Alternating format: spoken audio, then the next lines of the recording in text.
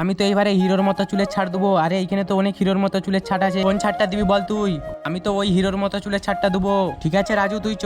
আরে ভাইয়া আমাকে হিরোর মতো চুলের ছাটটা দিয়ে দিবে, যেমন না আমাকে দেখে কেউ খারাপ বলে, আর ভালো করে চুলের ছাটটা দিবে। আমার অনেক সুন্দর হচ্ছে ভাইয়া, তুমি আমার হিরোর মতো চুলের কাটিংটা দিয়ে দাও, যেমন আমাকে পুরো হিরো হিরো লাগে, আর আমাকে ভালো করে চুলটা একটু কেটে দাও। কেমন লাগছে বল? আরে রাজু চুলটা তো অনেক সুন্দর কাটা হয়েছে। আমার চুলের কাটিং দেখে তুই জ্বলছিস নাকি? মনে হচ্ছে আমার চুলের কাটিং দেখে জ্বলছে। আয় বাড়ি আয়, আমাকে তো পুরো দেখতে হিরো হিরোর মতো লাগছে। আর চুলটা ভাইয়া কত সুন্দর করে কেটে দিয়েছে, আমার রাজুর চুলটা কত সুন্দর কাটা হয়েছে। এইবার মাকে দেখাবো যাই। এটা তুই কি চুল কেটেছিস? এইভাবে কেউ চুল কাটে নাকি? এইটা তো তোকে অনেক খারাপ লাগছে। না আমাকে তো পুরো হিরোর মতো দেখতে লাগছে। কে বলেছে তোকে এমন করে চুল কাটতে? আরে দিদি বলেছে এইভাবে চুল কাট, হিরোর মতো দেখাবে তোকে। আয় তুই, তোকে হিরোর মতো দেখাচ্ছি আমি। মনে হচ্ছে রাজুর অবস্থা ঢিলে করে।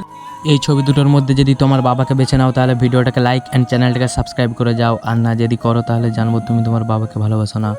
তোর সব চুল কেটে নাড়া করে ফেলাবো একবার আমি। দেখ এইবারে তোকে পুরো আসল হিরোর মতো লাগছে।